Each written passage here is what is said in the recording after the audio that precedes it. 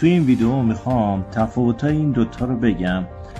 از رنگشون هم مشخصه. ببینید این باکارات قرمز بوش سنگین تره نسبت به باکارات سفید هست. نوت آغازینش یاسمن و زعفران رو داره، همون زعفران رو داره ولی با بادام تلخ قاطی شده. خب بادام تلخ سنگین تره. تو نوت میانی کهربا و عنبر داره، این یکی سدر داره. این تو نوت پایانیش چوب سدر داره ولی این یکی کهربا و مشک. در کل روایح سنگین تری توی این استفاده شده.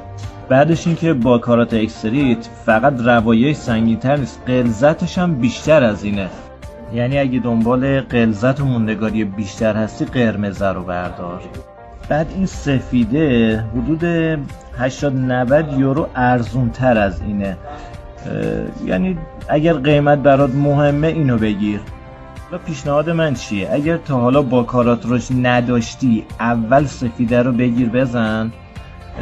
اگر خوشت اومد بیا سراغ این یکی، یعنی ترتیب داره. اول سفیدش رو استفاده کن، دوست داشتی بیا قرمزش هم امتحان کن.